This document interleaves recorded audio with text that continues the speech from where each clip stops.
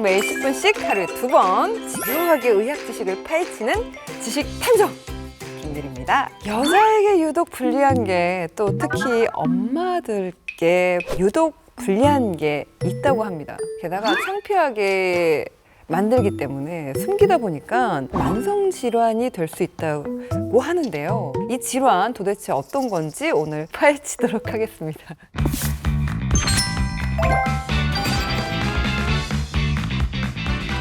우리의 건강을 책임지는 히어로 산부인과 전문의 이윤정 선생님 나오셨습니다. 안녕하세요. 안녕하세요. 도대체 엄마들한테 유독 불리한 게 있다고 하는데 이게 도대체 어떤 게 있을까요? 아마도 요실금이지 않을까 싶습니다.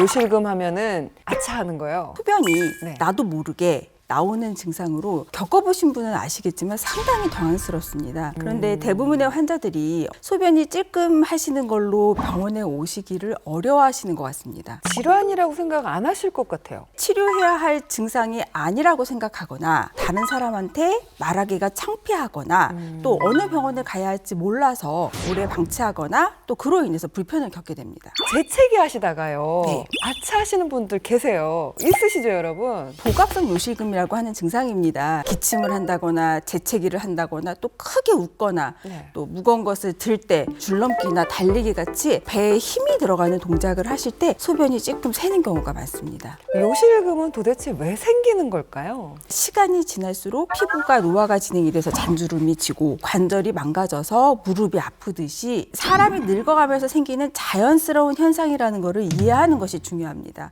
그럼 요실금은 방광이 늙어서 문제가 그렇게 생기는 건가요? 방광은 소변을 저장과 배출을 담당하는 속이 빈 주머니 같은 근육기관이고요. 요도는 이 모인 소변을 배출하는 관인데요. 노화가 진행되면 요도 주위 근육의 힘이 약해지고 또 결합 조직도 탄력을 잃고 느슨해지니까 요도 괄약근의 힘이 약해지면서 소변을 보관하거나 참는데도 문제가 생기게 됩니다. 남성분들보다 여성분들의 그렇죠. 네. 이미지가 먼저 떠오르는 걸까요? 여성이 남성보다 요실금이 잘 발생하는 이유는 남성보다 요도가 짧아요. 그래서 소변이 나오는데 시간이 얼마 안 걸리기 때문에 이제 찔끔 새게 되는 경우도 있지만 임신 및 출산의 과정을 거치면서 후천적인 원인이 더 큰 이유로 보여집니다. 임신도 영향은 임신을 하게 되면 이제 몸에서는 여러 가지 호르몬이 나와서 나중에 출산을 준비를 하거든요. 자연분만이라는 과정을 거치게 되면 골반에는 엄청난 타격이 가해집니다.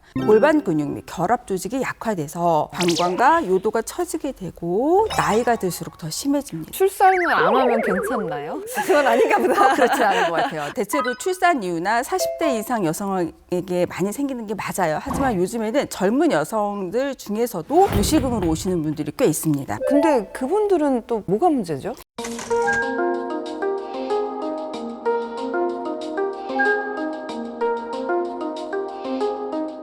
근데 선생님 이해가 잘 안 되는 게 있어요. 왜 격렬한 운동이 요실금의 원인이 되죠? 네. 복부에 심한 힘을 줘야 하는 격렬한 운동. 배에 힘을 줘서 이거를 이겨버려서 능가해버리기 때문에 소변이 이제 찔끔 새는 증상이 있을 수가 있습니다. 그렇군요. 요실금을 방치하면 만성 질환이 된다고 말씀하셨잖아요. 일상생활에서 소변이 샌다고 생각을 해보세요. 우리가 운동을 할 수가 없으세요. 맞아요. 네, 가벼운 산책도 어려워하시는 분들이 있는데 자, 이렇게 운동을 못 하시면 전신 질환의 유병률이 증가할 수밖에 없습니다. 그렇네요. 그러니까 쉽게 말해서 운동을 못 하니 몸이 약해지고 그러니 삶의 활력이 떨어지게 됩니다. 그럼 삶의 활력이 떨어지면 정신적인 스트레스도 커지겠네요. 심리적으로 일단 위축이 되게 되고요. 사회생활 할 때도 문제가 생기게 되고 이런 경우 수치심 또는 당혹감을 넘어서 우울증까지 생기는 분도 있습니다. 그럼 요실금은 어떤 순간부터 치료를 꼭 해야 된다 이런 게 있을까요?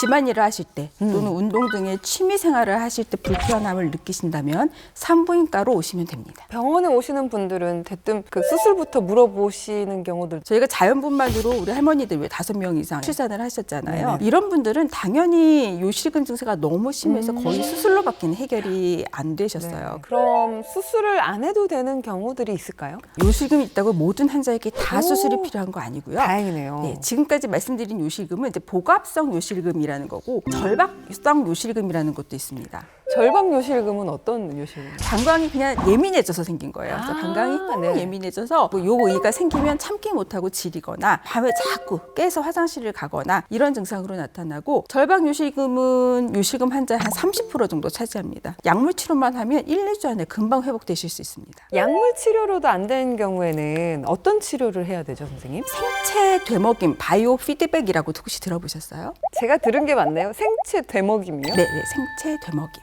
특수 기계의 도움을 받아서 심장 박동이나 뭐 혈압 근육 운동, 장 운동 등 이런 신체 기능을 자발적으로 제어하기 위한 학습하는 방법입니다. 그러면 그거는 어떤 방법이죠? 케겔 운동은 들어보셨죠? 케겔 운동은 알죠? 네. 케겔 운동은 이렇게 방귀가 나올 때 이렇게 딱 참는 것처럼 항문 괄약근에 힘을 주고, 또 소변이 나오려고 할 때 소변을 참는 것처럼 요도 네. 괄약근에 힘을 주고, 또 질 근육에도 힘을 주어서 골반 근육을 튼튼하게 만들어주는 방법이라고 생각하시면 됩니다. 근데 이때 주의하실 거는 골반 근육 이외의 근육, 뭐 다리라든지 허벅지 근육에 힘을 빼는 것이 중요한데, 다른 운동과 마찬가지로 매일 꾸준히 하는 것이 중요합니다. 잘 모르겠어요. 생체 되먹임이랑 어떤 관계가 있나요? 어떤 관련이 있냐면은, 이제 이 질 안에다가 이제 이거 넣고 환자분께 힘을 주세요라고 하면 이 이제 기 센서가 인지를 하거든요. 그래서 여기에 얼마나 압력이 가해졌는지를 그래프로 그려주게 돼요. 환자분을 제대로 수축하면 그래프가 이제 올라가고,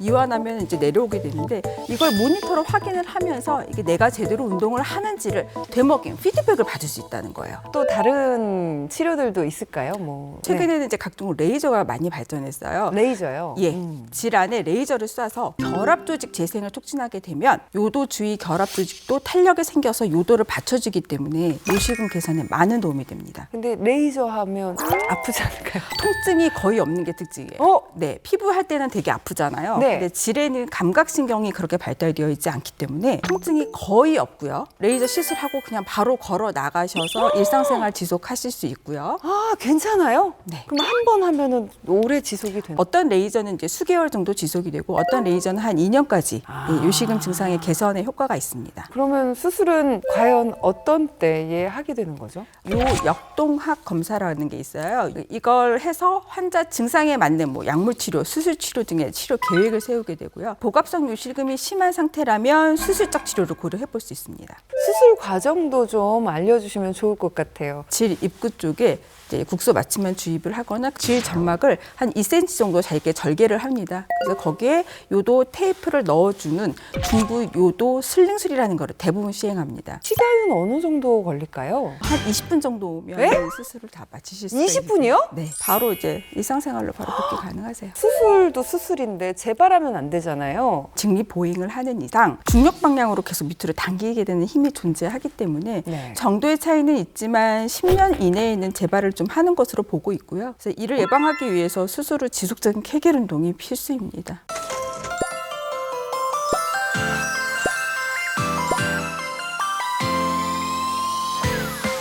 매일 10분 하루 수박 습관처럼 닥터 OBS와 다음 시간에 만나요.